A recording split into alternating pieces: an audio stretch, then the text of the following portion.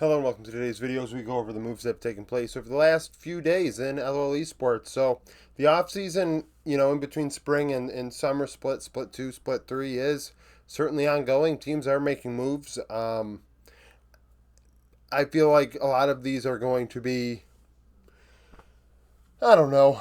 I'm not a big advocate for moves at this point in the season. I think it's kind of too late for that. In July, you're really hoping that in a couple months some chemistry develops with players that may have never played together before. Unless you're thinking of a long-term play, I think it is a bit risky. But regardless, so SK Bukata is allowed to leave. Bukata played with them for just spring after playing with Carmine Corp Blue during winter. 2 KDA, 72 KP, 5.8 CS per minute. Just over 1 damage per gold, negative 4.2 share differential.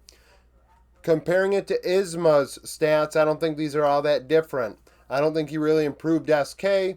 SK, of course, going from Rahel to Kadui did not help things either. Everything is a mess on that team. The rumors have it that this is more of a buyout situation, that some other team may want Bukata and not necessarily that he's leaving SK due to poor performance. I'm not talking about where he's gone yet because until he starts getting paid on the GCD, as far as I'm concerned, he's a free agent. 463 vision efficiency, which is vision score per ward placed, behind 260 gold, 201 XP, so was struggling in the early game. 9 champions, 19 games. Speaking of junglers, we have Nayu joining NiP. A puzzling move. I did not expect Nayu to be allowed to leave LGD. Clearly, LGD just signed him so they could make sure they didn't finish bottom 2. Climber playing their playoff series, which was a puzzling decision at that time, and now it all makes sense. Nayu hired as a mercenary just to keep them from bottom 2. LGD have a very fun young roster, which with a lot of potential, especially Sasa in top lane, and then even Climber, but to more of an extent Nayu. Nayu's a very, very good jungler. And he's going to be an improvement over Aki. So we look at these numbers here. 5.2 KDA, 77 KP, 7 CS per minute. Keep in mind it was against the bottom tier teams in the LPL, but still, he's playing into Milky Way, who is no slouch. And other, hits him. Decent players. So, I don't know. I think Nayu's very good. It went beyond this. His time with Rare Adam last year was also positive. He's been very good on top Esports Challengers roster for many years. 134 ROI, negative 2.5 share differential, 515 vision efficiency, 18 gold lead, 8 champions, 13 games. Aki is definitely a player that struggles. Alongside Doumbé, it just didn't work because I don't see Aki as a very strong player in the carry department anymore. I know a couple of years ago that was kind of his only trick in his bag, and now it's just like he's not reliable. And alongside Doumbé, if you put Nayu, you have a strong carry threat that can take those resources, allow Doumbé to play a facilitator role, and it should work. Aki at a 2.5 KDA, 69 KP, 6.1 CS per minute, so not nearly as involved in NiP's plays as Nayu was in LGD's, right? 2 out of every 3 versus 3 out of every 4. There is a big difference there. Still dealt a decent amount of damage at 122 ROI, negative 3 share differential, 528 vision efficiency. Did do well getting vision despite his laner struggling, especially solo kill and Shanji. They were not ahead at 15 minutes. We'll talk about Shanji in a minute. Negative 304 gold difference at 15 minutes. You factor that in along with PP God and Shanji. On average, 366. 732 gold difference at 15 minutes between those 3. That's awful. 13 champions, 54 games. Niket joins. Niket played with RNG, also played with Ultra Prime last season alongside Doggo. And that duo looked very fun. And we see how well Doggo's doing now with CFO. Niket and him did great last season. And then for some reason, Niket went pretty much, I think, teamless in winter. And then RNG picks him up after the Lele experiment sucked again. That wasn't the first time I believe they've had Lele. So Niket finds a team. The only player out of those bottom tier teams that really you could see earning a spot maybe will be Milky Way. We'll see though. But Niket 1.7 KDA, 65 KP. 0.72 ROI, low KP. Really would like to see Jackie's, not Jackie Love, but Jackie for RNG. His KP, maybe they held hands in the bot lane duo. 182 vision efficiency, behind 169 gold, 9 champions, 20 games. PP God is let go, similar to Aki. I think PP God is better than Aki relative to his role. He's probably a top half. I would say Aki is a bottom half jungler in the LPL, where PP God's an upper half support. I honestly, thinking about it, there are teams that probably should have considered his services over others that they've added. 70 KP, 77 ROI, very similar player to Niket statistically, but Niket a lot less experienced and therefore more potential for growth.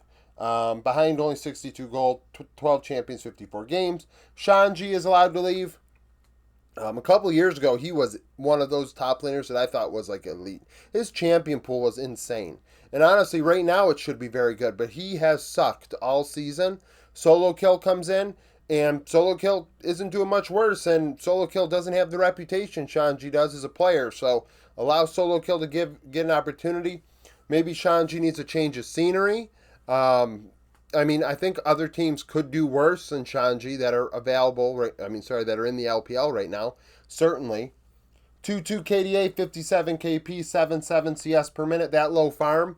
Allows for a high ROI, 1.57, and a 1.7 share differential. He provided a punch in the top lane with low resources. 252 vision efficiency, and the worst part, behind 366 gold at 15 minutes. That's not going to fly. He's behind a mountain. 11 champions, 28 games. Then we moved to LTA South. Fluxo made some moves. They were in a position where they kind of had to. They stunk.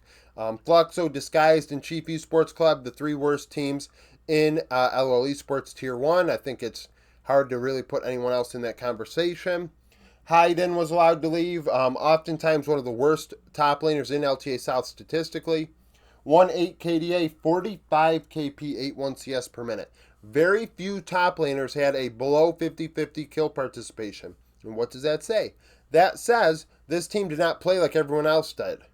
And maybe that's part of why they struggled. Their top laner was on an island more so than most other teams.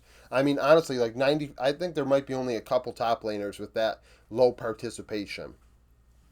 And I understand how that could transpire, but the point kind of is that this team did not play like 95% of the other teams, and they were worse than 95% of the other teams. 141 ROI, 2.5 share differential, 248 vision efficiency, behind nearly 500 gold and 400 XP at 15 minutes. I mean, getting smoked. 3 solo kills, 11 champions, 16 games. You combine that with gigs and ganks. I mean, this team, 233? I mean, roughly 750 gold behind at 15 minutes between these 3.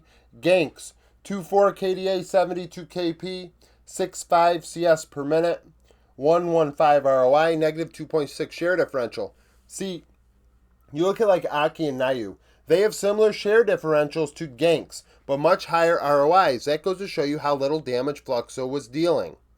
That ganks, with that little bit of efficiency in terms of damage to gold output for himself, the share department is more reflective of that of maybe a jungler that dealt a lot more damage relative to gold. 458 vision efficiency, behind 123 gold, 1 XP, 9 champions, 16 games. Giggs, I think he was like a 26-year-old rookie this season. 2-4 KDA, 74 KP, so the guy that probably was making everything happen for Fluxo in terms of plays. Fu in mid lane and Marvin at the AD carry. Marvin's a very young player, like 18, 19 years old. But Fu in mid lane had very good stats and deserved a better team. So I don't know what team they're going to build around him, but it's probably going to be better than the one he's dealt with so far this year. Giggs had a 0.81 ROI, nearly 2 vision efficiency, which is pretty good given that his team wasn't very good. Down 43 gold, 110 XP, 11 champions, 16 games. Coach was BP. BP went 2-11, whether it was best of 3s or best of 1s. Overall, 2 wins, 11 losses. Was the coach of Pain Academy last season when they won America Challengers and this and that. But we see how good Tatu is. We see kind of how that team transpired and got to where it was. So that is a thing. That is the thing. Longtime ERL coach as well. Ayoshi is now the coach. He's 56 and 83 in the regular season. A coach with ints for a very long time, and 10 and 12 in the playoffs. Red Canids allowed a lot of players to look for opportunities. Colo, the coach, was allowed to leave. I went over him a month ago, as well as Aji and Grefthar, who are now officially off the team. Those two kind of were a joint duo on this team. When Grefthar got benched, all of a sudden Aji wasn't playing, and they were running Doom and Mago in jungle mid. We'll see what they do this season in Split 3. Aji is a player that is LTA South level, but Grefthar is not. Grefthar is not very good. So I don't know what's going to happen here, but Aji, 3.9 KDA, 70 KP, 6.3 CS per minute. Just over 1 damage per gold, negative 5.5 share differential. Very facilitator based this past spring. 5.43 vision efficiency, which is very good. Very good vision score per ward placed. Given that your mid laner is getting smoked, like he's finding ways to get vision, and that's because FMB is doing so well in top lane. Brance and Frosty in the bot lane duo. Of course, there are many issues with Red right now, and we'll see what their roster ends up being because Brance is gone too. So I think it's just FMB and Frosty right now. Negative 8 gold difference, 70 XP, so going even at 15 minutes. 8 champions, 14 games. Grefthar, 4.2 KDA, 72 KP, 7.6 CS per minute. So he's doing more than Aji was in the kill participation department. Due to low farm, 1.62 damage divided by gold, and a 2.5 share differential. 293 vision efficiency. Behind 160 gold and over 500 XP. 3 solo kills, 6 champions, 9 games. Disguised have signed Darkwing, so there are very few NACL prospects that make sense. We talked about Zamudo getting signed by Lions. Now Darkwings is a player that I won't pretend that I was really following NACL all that closely. And Darkwings has a good stat line. He's earned this opportunity. We'll see how he does. I don't think Abadage did as awful as people like to claim. They say he was the worst mid laner in North America this season. I don't think so. I think if I really look closer, I mean, statistically, it wasn't the case. Like, Abadage, led in solo kills, which I don't want to say solo kills should be the end-all, be-all of whether a player is the worst one, but I think it's hard for the worst player in a role to lead their... I think he was second in the entire region in solo kills in spring. So I think that's hard to do when you're the worst. But Darkwings, there's more potential here. There's no wasting an import slot. 4.6 KDA, 63 KP, 8.8 CS per minute. 1.93 ROI, 6.7 share differential. He hard carried his team in NACL. There's no doubt about it. So going on to this team's not very good, and he could carry it. Plus, they have Rahel at 80 carry now. And that is an upgrade over Scary Jerry. This team is going to be much better than it was earlier, because Castle is solid relative to the region. Darkwings is going to have a lot of potential. Rahel solid relative to the region. Who he is a veteran presence, and XU kind of just has to fly by the seat of his pants and not screw it up. And this team should be better than it was. 2.8 vision efficiency, up 228 gold, 291 XP, 9 solo kills, 16 champions, 35 games. His stat line passed the test. He's promoted, as far as I'm concerned. So we'll see how he does. So thank you for watching. These are the moves recently. Like the video if you like it. Subscribe to the channel for daily League of Legends content. Follow me on Twitter. Join the Discord. Become a YouTube supporter. And hope to see you again tomorrow.